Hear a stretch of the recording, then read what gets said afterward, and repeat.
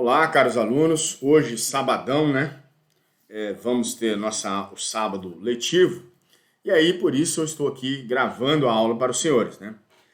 Na última aula que tivemos foi o início ali do nosso seminário, onde houve várias apresentações do trabalho, trazido aí pelo grupo da Edilene, que os componentes eram o Lucas e a Tatiele. E de uma forma maestral trouxeram aí, falaram para nós sobre a remuneração, salário e parcelas não salariais, né? E aí englobaram ali nas suas amiúdes. Já posteriormente, o grupo da Giovana, com os seguintes componentes: a Michele, a Astiele, né? Astiele, trouxeram ali, um nome bem difícil esse aí, trouxeram aí, mas vocês vão entender, as parcelas salariais, os adicionais e gratificações, né? Então hoje me coube a incumbência de trazer para os senhores a duração do trabalho, né? A jornada de trabalho, né? E aí, eu sem nenhum rodeio, já entrarei no nosso assunto, até porque temos outros afazeres, né? Duração de trabalho é o gênero, a qual são espécies aí a jornada de trabalho, o horário de trabalho e os repousos trabalhistas, né? O lapso temporal em que o empregador, aqui vai se compreender que é o lapso temporal em que o empregador presta serviço ao empregador, né? O empregado presta serviço ao empregador, ou ainda se coloca à sua disposição em virtude do contrato de trabalho. O conceito, né, até pormenorizado, é o quê? É o lapso de tempo diário em que o empregado se coloca à disposição do empregador para se prestar serviços em decorrência desse contrato de trabalho entre eles ali firmado. Integram automaticamente essa jornada de trabalho os intervalos aí remuneratórios previstos em lei, né? E há de se observar o conceito de jornada de trabalho. Não se pode confundir com o conceito de horário. E aí, no material de apoio, eu trago aí para os senhores uma diferenciação de um quadro sinótico, trazendo essa diferenciação.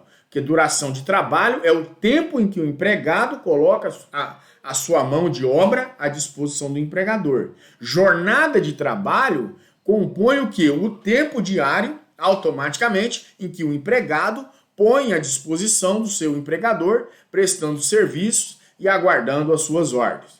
E horário de trabalho, né, é o registro cronológico do início e o fim dessa jornada aí. Entrada e saída, para ser mais específico, tá certo?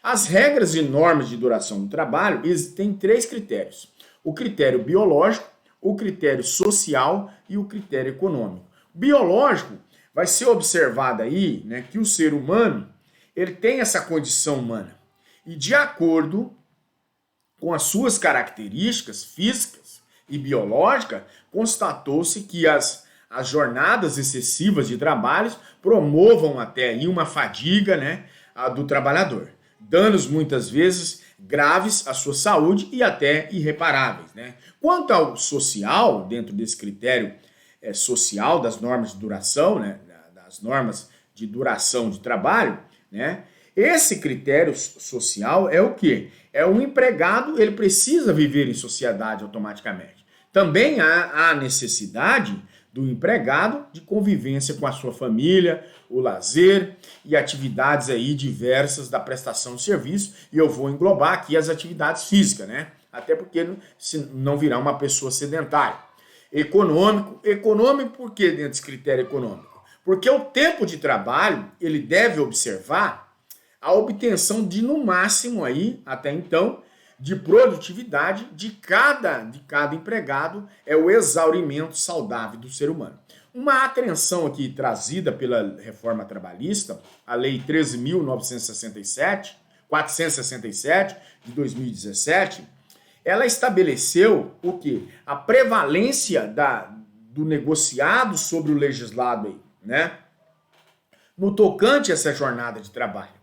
E aí trouxe o artigo 611-A da CLT, que fala a convenção coletiva e o acordo coletivo de trabalho têm prevalência sobre a lei, quando em outros dispuserem sobre o quê? O pacto da jornada de trabalho, observado aí os limites constitucionais, né? E com a reforma trabalhista, a CLT, ela passou a prever que as regras sobre a duração de trabalho e intervalos não são consideradas normas de saúde, higiene e segurança pública aí para os fins aí do artigo 611-B, né? Qual dispõe sobre objetos ilícitos de acordo e convenções coletivas. O artigo 611-B, ele diz assim de uma forma pormenorizada, no seu parágrafo único da CLT, são regras sobre a duração de trabalho e intervalos não considerados como normas de saúde, higiene e segurança do trabalho para fins do disposto neste artigo.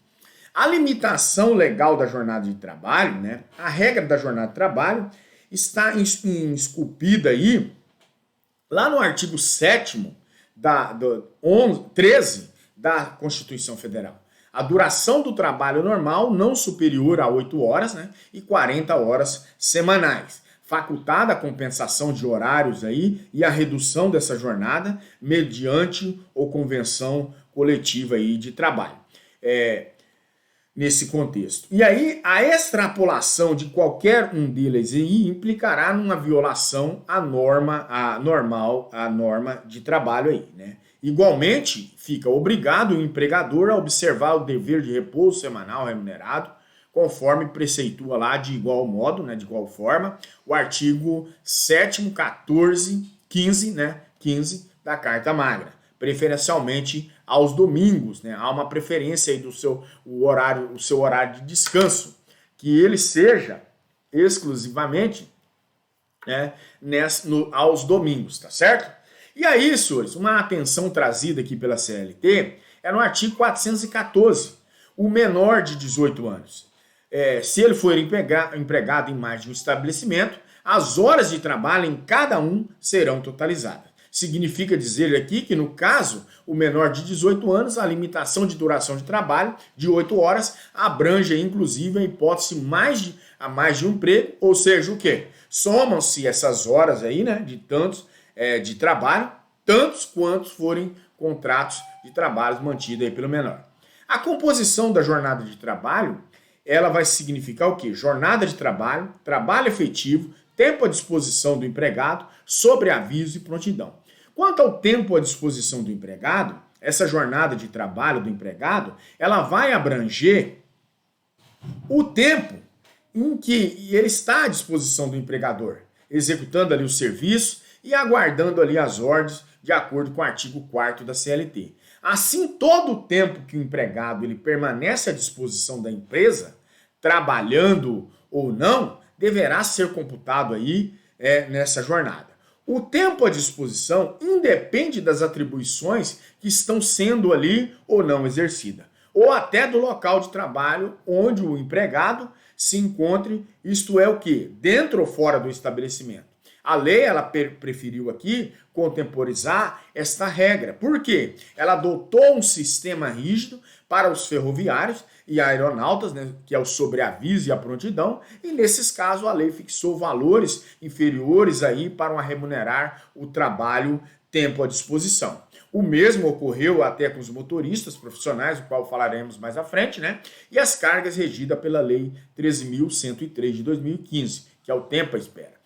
Para os domésticos, o artigo 2º, parágrafo 7º da LC, da Lei Complementar 150 de 2015, ela considerou, né, a duração normal do trabalho doméstico não excederá também as 8 horas diárias e 40 horas semanal, observando, né, o disposto na lei lá no parágrafo 7º, né, tempo de repouso, horas não trabalhadas, feriados e domingos livres, empregado que mora no local de trabalho e nele permaneça, não serão computados como horários de trabalho.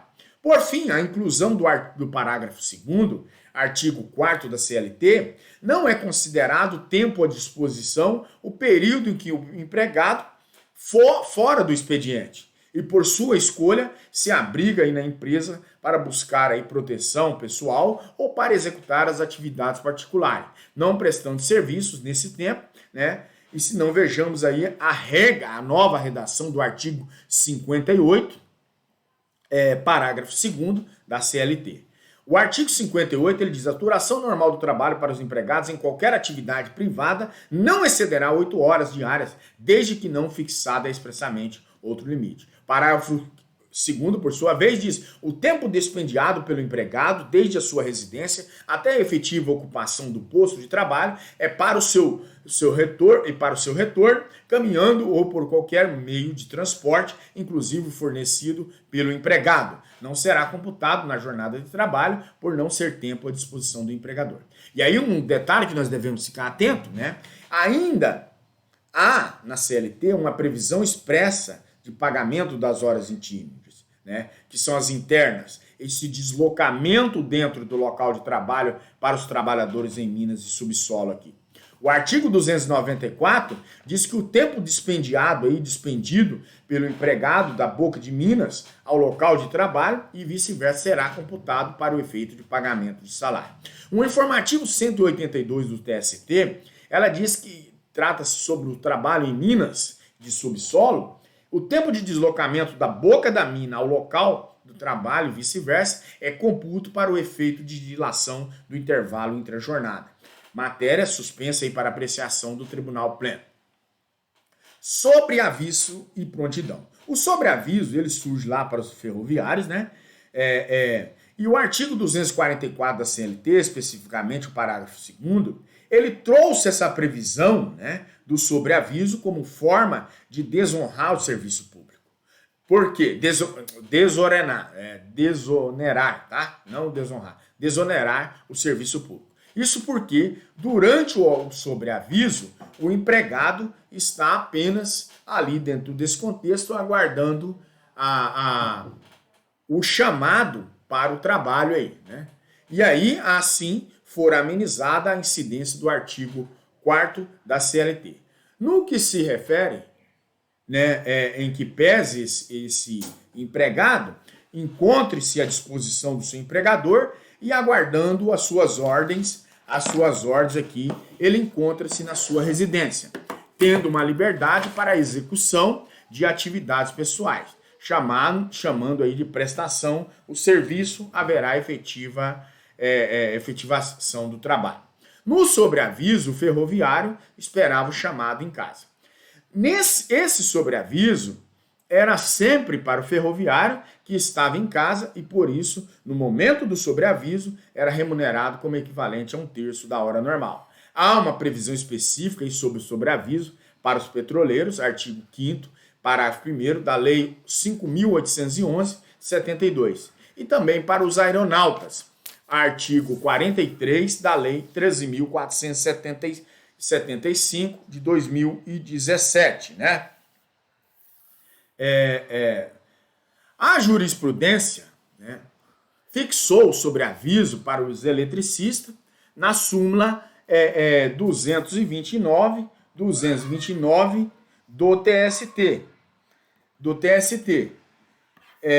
que também era serviço público essencial e contínuo. A súmula 299 do TST, por aplicação analogia do artigo 244, parágrafo 2º da CLT, as horas de sobreaviso dos eletricitários, né, são remuneradas à base de 1/3 sobre a totalidade das parcelas de naturalidade salarial aqui.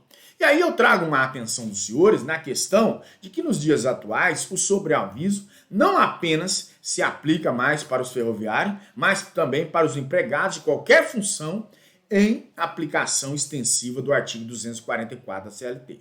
De acordo com o entendimento cristalizado pelo TST, dependerá do preenchimento dos seguintes requisitos: que o empregado esteja à distância, e essa submissão do empregado ao controle patronal, uma inclusão do empregado em regime de plantão, a possibilidade também efetiva de que o empregado venha a ser convocado, e a lei trouxe a prontidão para o caso em que o ferroviário aguardava o chamado na linha do trem.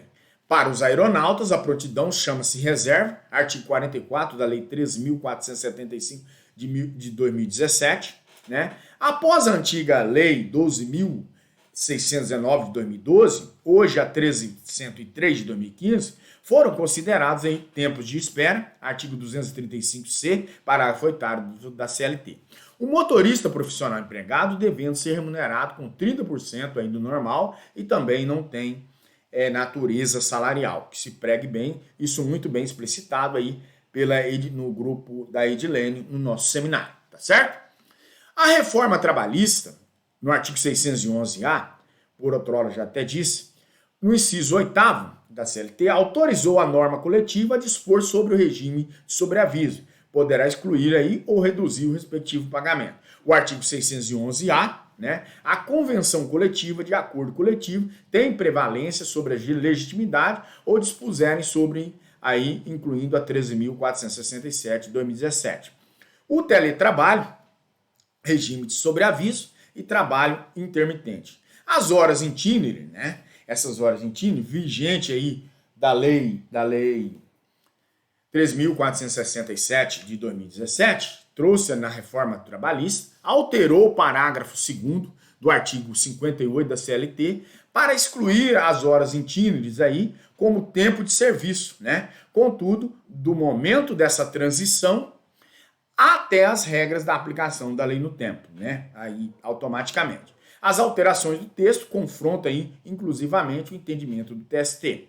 A antiga redação do artigo 58, parágrafo da CLT, né, trazia, que atualmente, trazida aí pela súmula 90, trata de matéria em detalhes. E a súmula 90 das horas de tempo de serviço diz o seguinte: o tempo dispendido pelo empregado, em condição fornecida pelo empregador, até o local de trabalho, de difícil acesso ou não, servido por transporte público regular, e para o seu retorno é computável na jornada de trabalho. Se houver transporte público, né, ressalte-se isso, em parte do trajeto percorrido em condução aí da empresa, né? As horas itinere remuneradas limitam-se ao quê? Limitam-se ao trecho aí alcançado pelo transporte público. E aí, após a entrada em vigor da lei 13.467 de 2017, não há mais direito aí às horas itinere. Contudo, é possível essa pactuação por meio de negociação coletiva. Quanto ao controle de jornada, né, decorre o poder diretivo sobre os aspectos do poder de fiscalização e de controle do empregador e a possibilidade de controlar o tempo de prestação de serviços aí pelo empregado. Duas modalidades de jornada aqui quanto ao controle, né? E aí o tempo de trabalho, que diga-se aqui de passagem, prestado pelo empregado, é controlado pelo empregador. Será devido o pagamento aí até então do adicional de horas extras aí, horas extraordinárias, sempre que a jornada extrapole aquele limite, né, contratualmente fixado. E aí, observados sempre os limites legais e o limite constitucional. A regra geral é que essa jornada seja controlada. A CLT, no artigo 74, ela diz assim: o horário de trabalho dos empregados de uma empresa deverá constar quadro visível do empregador e o quadro de acesso de todos os empregados. O artigo 74, parágrafo 2º, prevê que é dever do empregador que tenha mais de 10 empregados manter o controle até então da jornada, né, dos seus respectivos empregados, 11 ou mais empregados, respeitados as normas do Ministério do Trabalho. Uma observação e uma ressalva que se faz aqui é a quantidade de empregados para determinar o quê? A obrigação do empregado. E ela leva em consideração o estabelecimento, né, de cada estabelecimento e não a empresa. Que até se diga por sinal, que conta mais de 10 empregados o registro aí de trabalho, na forma do artigo 74, parágrafo 2º da CLT. E aí, a novidade legislativa da 13.874/2019, né, ela traz no parágrafo 2º, para os estabelecimentos aí, com mais de 20 trabalhadores, será obrigatória a anotação da hora de entrada de saúde em registro normal, mecanismo eletrônico, até mecânico ou eletrônico, conforme instruções expedidas aí pela Secretaria Especial da Previdência e Trabalho do Ministério. Permitida a pré-analisação desse repouso até então. Jornadas não controladas. Alguns empregados são excluídos do controle de jornada de trabalho, nos moldes lá do artigo 62 da CLT, e uma corrente minoritária na doutrina passou a defender a não recepção de tal dispositivo seletista. É um fundamento sobre o fundamento de que o texto maior estabelece a jornada para todos e qualquer trabalhador. E que a existência dessa limitação da jornada é norma congente e de ordem pública. A CLT, ela destaca 3 categorias de empregados não sujeitos ao controle de jornada. No artigo 62 dispõe lá em verbos, né? Os empregados que exercem atividade externa incompatível com a fixação de horário de trabalho. Os gerentes, assim, considerados os exercentes de cargo de gestão. E os empregados de regime de trabalho, incluídos lá pela Lei 13.467 de 2017, com a qual nós já ressaltamos inúmeras vezes. Os gerentes exercentes de cargo de gestão, não há uma limitação da jornada para os gerentes aí, que exerçam esses cargos de gestão e recebam a gratificação de 40%, aí, não inferior a 40% do respectivo salário. Assim, a fiscalização de horário é incompatível com a função de gerência, devendo haver uma liberdade no horário e saída até então. A atenção que eu trago aqui é que a lei equipara automaticamente a gerente os direitos de chefes de departamentos ou filiais aí. A atividade externa é quando o quê? Quando o empregado ele exerce essa atividade externa incompatível até então com a fixação de horário de trabalho, não haverá aqui, né, a limitação de jornada, conforme previsto na CLT, e é necessária a anotação na CTPS e no registro de empregado. E os motoristas profissionais, antes da Lei 13.103 de 2015, os motoristas profissionais, eles eram o maior exemplo de trabalhadores em atividade externa, para fins do artigo 62 da CLT. Com a nova lei, tais profissionais passaram a ter o direito aí ao controle de jornada. Quanto ao teletrabalho, a reforma trabalhista de 2017, ela inseriu o inciso 3º, artigo 2º, assim também não faz jus às horas extras dos trabalhadores em regime de teletrabalho. Quanto ao contrato por tempo parcial, nós vamos ver que o legislador ele percebeu que os limites constitucionais de jornada não atendiam a todas as necessidades fáticas até então da relação de emprego. E o ajuste da relação de emprego por tempo inferior ao legal sempre foi possível desde que restasse ali observado o pagamento equivalente ao salário. Portanto, o empregado aqui poderá ser contratado para o tempo inferior àqueles limites constitucionais referenciados aqui, devendo o empregador, né, quando o seu pagamento, observar o quê? Observar, quando aí, né, observar os limites, né, os limites de pagamento aí, observar a proporcionalidade entre o quê? Entre o tempo de trabalho e o salário equivalente ao exercício da função em tempo integral, observando aí o teto que é o salário mínimo. A OJ 358 da CDI, parágrafo 1º, ressalta sobre isso. E ela diz lá que, havendo contratação para cumprimento de jornada reduzida inferior à previsão constitucional de 8 horas diárias ou 44 semanais, é lícito o pagamento do piso salarial, né, mínimo proporcional ao tempo trabalhado, com a nova redação, dado o artigo 58A da CLT. A figura do contrato de trabalho a tempo parcial possui em suas modalidades distintas aqui, né, que nós falaremos. Jornada de trabalho inferior a 26 horas, limitadas a 30 horas semanais. É uma hipótese, não é permitida a exigência de horas extras dos empregados. E houve uma ampliação dessa jornada de trabalho aqui para a configuração do regime de tempo parcial, passando de 25 horas semanais para o limite de 30 horas semanais.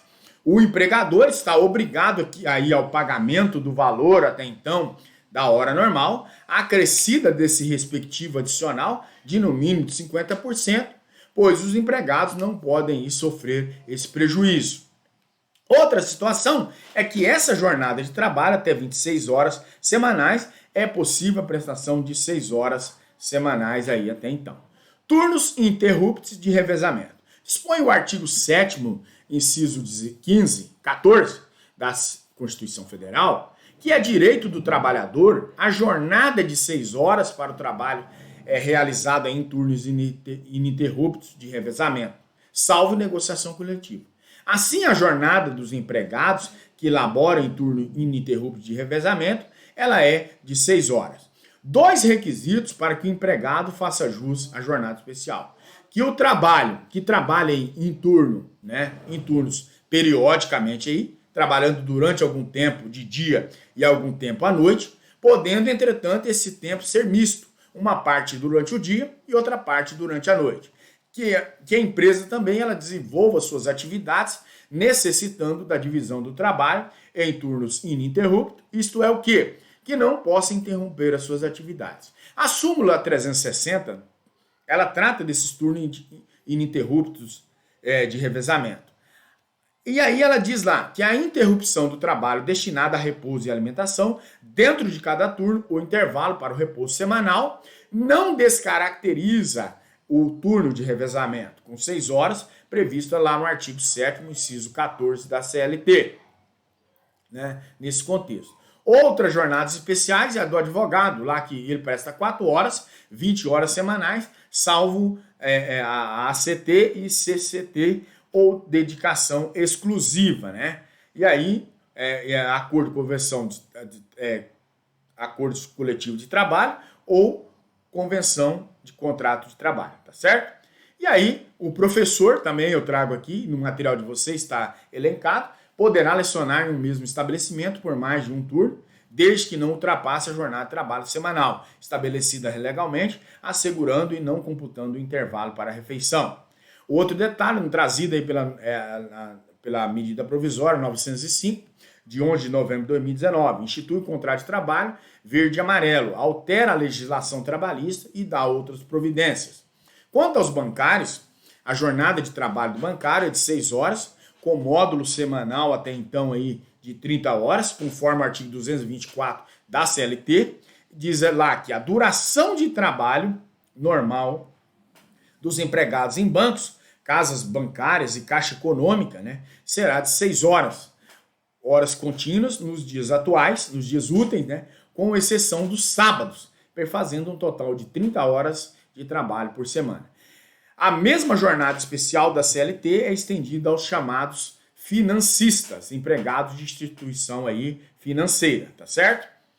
Quanto, né, aqui eu quero fazer um adendo, que a nossa intenção é trazer mais para a nossa realidade. Os banqueiros saem um pouco da realidade porque eles têm normas específicas, tá certo? O motorista profissional, os artigos da CLT mais importantes sobre o motorista profissional e jornada de trabalho. O artigo 235C, ele fala que a jornada diária de trabalho do motorista profissional será de 8 horas, admitindo a sua prorrogação por até 2 horas extraordinárias ou mediante previsão em convenção ou acordo coletivo, por até 4 horas extraordinárias. O parágrafo 1º e o parágrafo 2º, no parágrafo 1º diz o seguinte: será considerado como trabalho efetivo o tempo do motorista empregado estiver à disposição do empregador, excluindo aí os intervalos para refeição, repouso e descanso, né, e o tempo de espera. Parágrafo 2º diz que será assegurado o motorista profissional empregado intervalo mínimo de 1 hora para a refeição, podendo nesse período, coincidir com o tempo de parada obrigatória na condução do seu veículo estabelecido pela Lei 9.503, de 23 de setembro de 1997, que é o Código de Trânsito, exceto quando se tratar de motorista profissional enquadrado lá no parágrafo 5º do artigo 71 da Consolidação das Leis Trabalhistas. O parágrafo 4º, né? E aí, nas viagens de longa distância, assim consideradas, aquelas em que o motorista profissional empregado permanece fora da sua base da empresa, matriz ou filial, e de sua residência por mais de 24 horas. O repouso diário pode ser feito no veículo ou em alojamento do empregador. do contrato até então, né, do transporte e do embarcador ou do destinatário ou até do local que ofereça essas condições, tá certo? Então, senhores, aqui o artigo 235E, eu estou falando dos principais, depois do material de apoio você dá uma boa lida, né? Eu venho sempre ressaltando, não esqueçam de dar uma boa lida nesse material aí, tá? O artigo 235E, ele diz que para o transporte de passageiros serão observados os seguintes dispositivos. É facultado o fracionamento do intervalo de condução de trabalho previsto em períodos de no mínimo 5 minutos. Será assegurado também ao motorista, né, intervalo de no mínimo 1 hora para a refeição, podendo ser fracionado em 2 períodos aí e coincidir com o tempo de parada obrigatória na condução do veículo estabelecido pela lei, a lei do Código de Trânsito. O nosso último tema hoje é trabalho intermitente. O trabalho intermitente passou a ter previsão na CLT com a reforma trabalhista e também pela chamada jornada móvel ou variável. Trata-se de uma jornada contratada com o empregado por horas de trabalho, alternando períodos de prestação de serviço e de inatividade, né, havendo pagamento tão somente das horas efetivamente laboradas. Essa caracterização da imprevisibilidade gera uma insegurança financeira ao empregado, o que faz com que parte significativa da doutrina defenda o quê? A inconstitucionalidade de tal forma dessa contratação. Eis que viola a dignidade da pessoa humana e o valor social do trabalho. A doutrina ela fundamenta ainda o fato de que tal contratação transfere ao empregado esse risco dessa atividade econômica, vilipendiando aí até então o princípio da alteridade. Sobre a tal temática, é imperioso ressaltarmos aqui e destacar que ainda antes da previsão expressa da CLT, empresas aí começaram a pactuar a jornada móvel. Exemplo, o McDonald's, né? Diante da prevaricação e precarização do trabalho ocasionada com esse tipo aí de pactuação, o Ministério do Trabalho, até então, em 2005, ajuizou uma ACP, a Ação Civil Pública, impugnando esse tipo de contratação. Com a reforma trabalhista, o trabalho intermitente passou a ter previsão aí no artigo 443, parágrafo 3º da CLT, que diz assim: considera-se como intermitente o contrato de trabalho no qual a prestação de serviço com a subordinação não é contínua, ocorrendo com a alternância de período de prestação de serviço e de inatividade, determinados aí em horas, né, dias e meses, e independentemente até então do tipo de atividade de empregado ou de empregador, exceto para os aeronautas registrados aí por legislação própria, tá certo? Então, pessoal, terminamos aqui, esgotamos nosso conteúdo aí, que é duração, né? Que é duração do trabalho e jornada de trabalho. Eu peço aos senhores que façam uma boa leitura dos artigos pertinentes aqui que nós citamos, tá? Até para dar uma concatenação no seu conhecimento, tá? Porque só a forma indutiva que eu fiz aqui não será de todo tão significativa. O que você terá que fazer é um complemento com o material de apoio que está lá, tá certo? Eu desejo a todos um bom final de semana, uma boa votação aí amanhã, tá? Voto consciente. Tem uma atividadezinha no final dessa aula de hoje, até por questões abonatórias de falta, tá? E na próxima quinta estaremos juntos para o nosso seminário, onde ali os 3 últimos grupos farão as suas explicações, tá certo? Desejo a todos um final de semana e um excelente dia de votação aí, tá certo? No mais, até mais.